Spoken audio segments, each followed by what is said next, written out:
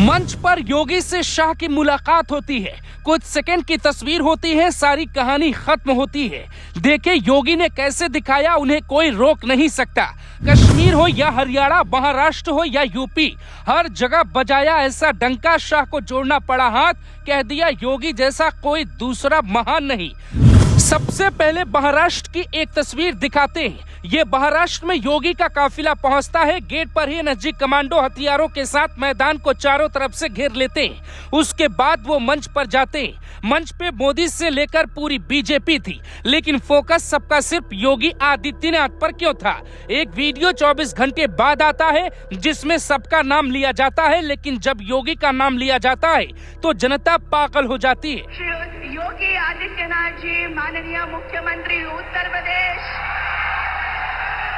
इसके बाद मंच पे अमित शाह योगी की तरफ आते हैं। उनका हाथ देकर खुद का हाथ उठाते हैं, एक दूसरे का अभिवादन होता है। ये कुछ सेकंड की तस्वीर बताने के लिए काफी है कि योगी के रहते बीजेपी को कोई रोक नहीं पाएगा और बीजेपी में योगी को कोई नहीं रोक पाया। जो लोग कहते हैं कि शाह खुद पीएम बनने के लिए योगी का रास्ता रोकते हैं, उनके लिए ये करारा जवाब है। लेकिन असली तस्वीर देखना अभी बाकी है। क्या बीजेपी में कोई बात है जो छिपाई जा रही है? जिस वक्त महाराष्ट्र में शपथ कार्यक्रम चल रहा था, उस वक्त शाह की तस्वीरों को थोड़ा गौर से देखिए। गंभीर चिंता में क्यों बैठे हैं? हमने मोदी की तस्वीरों को भी बार बार देखा।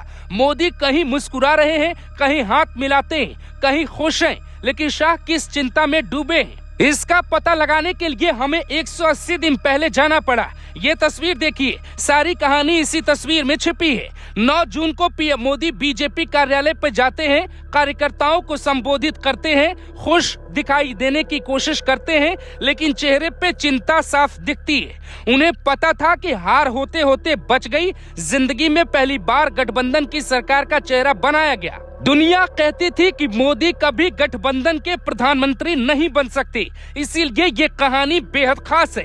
नरेंद्र मोदी ने 180 दिनों में दिखा दिया कि वो गठबंधन का चेहरा भी हो सकते हैं, योगी को समझाने वाले राजनीतिक गुरु भी हो सकते हैं, योगी दोस्त भी हो सकते हैं, और शाह के बाद योगी मोदी के सबसे बड़े भरोसेमंद खिलाड़ी भी बन सकते हैं। लोकसभा चुनाव के बाद बीजेपी हरियाणा में चुनाव जीती, जम्मू कश्मीर में अच्छा किया, महाराष्ट्र में चुनाव जीता, झारखंड में चुनाव हारे, यूपी उपचुनाव बम्पर जीत लिया। ये सब क्यों हुआ? क्योंकि पर्दे के पीछे एक शख्स है जो कुछ कहे बिना मेहनत करता है। 6 महीने पहले जो कहते थे मोदी का वक्त खत्म हुआ, वो अब मुंह छिपाकर भाग गए। महाराष्ट्र में योगी का किरदार सबको पता है। नरेंद्र मोदी भी जानते हैं कि योगी ने सियासत की हवा में धर्म का रंग कुछ ऐसे घोला कि वो सारी कहानी को बदल देता है। देश को हिंदू राष्ट्र सनातन रक्षा बोर्ड चाहिए, इस पे बात करने वाला एक नेता भी चाहिए था। ये काम आरएसएस के कहने पर योगी को मिला था, जिसका परिणाम अब आपके सामने है। महाराष्ट्र में योगी ने कुल 18 उम्मीदवारों के लिए प्रचार किए,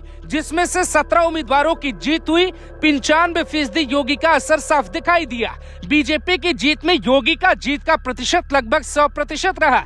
हरियाणा में ये प्रतिशत 70% था, जबकि कश्मीर में 100% रहा। अब यूपी में बीजेपी मुस्लिम गढ़वाली सीटों पे मेहनत कर चुकी है। गुजरात मॉडल को संदेश पहुंच चुका है। अब बीजेपी में गुजरात के साथ यूपी मॉडल भी लागू होगा।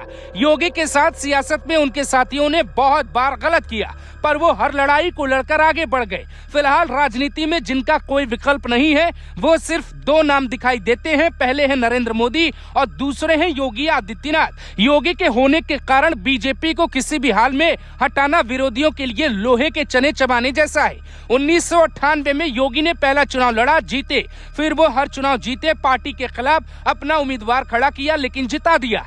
यूपी में उनके फेस पे 2022 में चुनाव हुआ, बीजेपी जीती। अब उपचुनाव हुआ तो बीजेपी ने सुपड़ा साफ किया। यूपी की सियासत की हवा समझनी है तो आप महाराष्ट्र के इस तस्वीर को तसल्ली से देखिए।